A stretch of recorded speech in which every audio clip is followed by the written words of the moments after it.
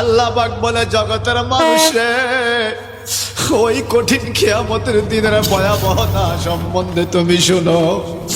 যেদিন ইসরাফিল ফেরেশতাবাসীর মধ্যে ফু দিবে, ইয়াউমা ইউনফাকু ফিস-সূরি ফাতাতুনা আফওয়াজা, মানুষগুলো দলে দলে কাতারে কাতারে, জামাতিন মুখতালিফাতিন, ভিন্ন ভিন্ন জামাতে, ভিন্ন ভিন্ন দলে দলে, মিন কুবুরিকুম ইলাল মাওয়াফিক, এই কবর থেকে উঠে কিয়ামতের ময়দানের দিকে দৌড়াইতে থাকবে।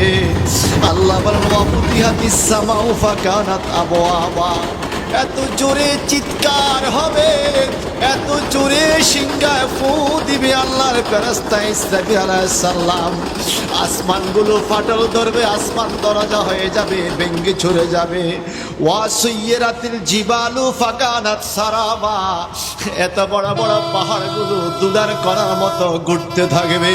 চৈত্র মাসে, বৈশাখ মাসে বাজান, শুকনা জমিনের মধ্যে মাঝে মাঝে দেখবেন ঘুরপাক খায়, জোরে বাতাস আসে, জোরে বাতাস আসে, বানকুডালি হয়। এই বাতাসের সাথে যেইভাবে কণিকাগুলা ঘুরে, দুলাগুলা ঘুরে, আমার আল্লাহ পাক বলে কিয়ামত যখন শুরু হয়ে যাবে, এত বড় বড় পাহাড়গুলো দুলার মতো ঘুরতে থাকবে। একটু চিৎকার দিয়ে কি বলা যাবে? আল্লাহু আকবার।